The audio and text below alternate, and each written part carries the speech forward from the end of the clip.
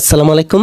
এই ভিডিওতে আমি তোমাদেরকে ষষ্ঠ শ্রেণীর বাংলা বই থেকে পঞ্চম অধ্যায় বুঝে পড়ে লিখতে শিখি এ অধ্যায়টির 70 পৃষ্ঠার বিবরণ লিখে নিয়ে আলোচনা করব।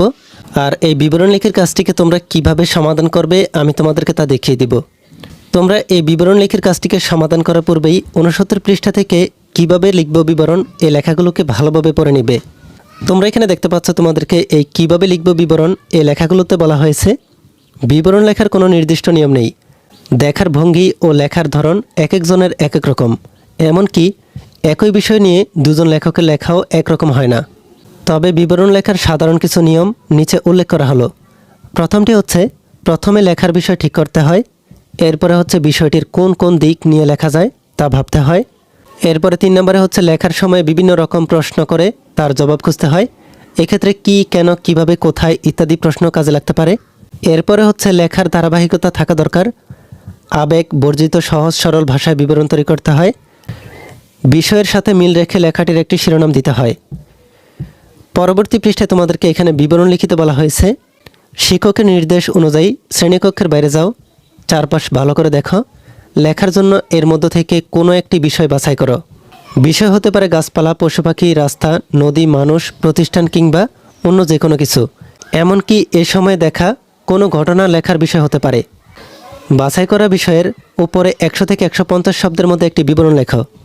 তাহলে তোমাদেরকে এখানে এই বিবরণ লিখিতে বলা হচ্ছে তোমাদের শ্রেণীকক্ষের আশপাশ ভালোভাবে দেখে লেখার জন্য এর মধ্য থেকে কোনো একটা বিষয় বাছাই করে বাছাই করা বিষয়ের উপর 100 থেকে 150 শব্দের মধ্যে একটি বিবরণ লিখতে হবে। তোমরা কিভাবে 100 থেকে 150 শব্দের মধ্যে একটি বিবরণ লিখতে পারো আমি তোমাদেরকে তা একটি নমুনার মাধ্যমে দেখিয়ে দিচ্ছি। তার আগে তোমরা যারা এখনও আমাদের চ্যানেলটিকে সাবস্ক্রাইব করোনি তারা এখনই আমাদের চ্যানেলটিকে সাবস্ক্রাইব করে রাখো, আর যারা সাবস্ক্রাইব করেছো তাদেরকে অসংখ্য ধন্যবাদ। তোমাদেরকে এই বিবরণ লিখিতে বলা হয়েছিল তোমাদের বাছাই করা বিষয়ের উপরে 100 থেকে 150 শব্দের মধ্যে একটা বিবরণ লিখতে হবে। তোমরা এখানে দেখতে পাচ্ছ আমি এখানে তোমাদের এই নমুনা সমাধানটিতে একটি বিবরণমূলক লেখা লিখে নিয়েছি। এই বিবরণমূলক লেখাটি হচ্ছে পদ্মা নদী সম্পর্কিত।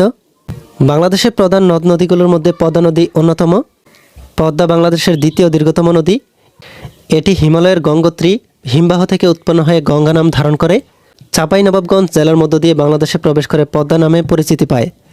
উৎপত্তিস্থল থেকে 2200 কিলোমিটার দূরে গোয়ালন্দে যমুনার সঙ্গে পদ্মা মিলিত হয়েছে। মিলিত প্রবাহ আরও পূর্ব দিকে অগ্রসর হয়ে চাঁদপুর জেলার মেঘনা নদীর সঙ্গে মিলিত হয়েছে।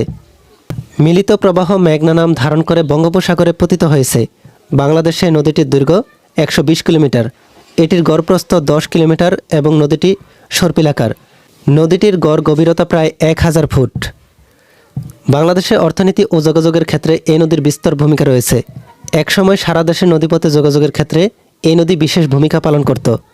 বর্তমানে এই নদীর উপর একাধিক রেল ও সড়ক সেতু নির্মিত হয়েছে, যেগুলোর মধ্যে সর্বশ্রেষ্ঠ পদ্মা সেতু। পদ্মা নদীর ইলিশের স্বাদ বিশ্বজোড়া। 1971 সালের মুক্তিযুদ্ধের সময় বাঙালির আত্মপরিচয়ের অন্যতম প্রতীক হিসেবে বিশ্বব্যাপী পদ্মা নদীর নাম উচ্চারিত হতো। তাহলে তোমরা দেখতে পাচ্ছ তোমরা কিভাবে 100 থেকে 150 শব্দের মধ্যে একটি বিবরণমূলক লেখা লিখতে পারো।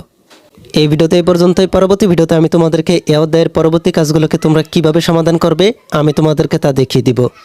এই ভিডিওটি তোমাদের কাছে ভালো লাগলে ভিডিওতে লাইক ও শেয়ার করে দিতে পারো। আর পরবর্তী সকল ভিডিওগুলো পাওয়ার জন্য আমাদের এই চ্যানেলটিকে এখনই সাবস্ক্রাইব করে রাখো। আচ্ছা, ঠিক আছে। Bye bye, tata, good bye, Gaya.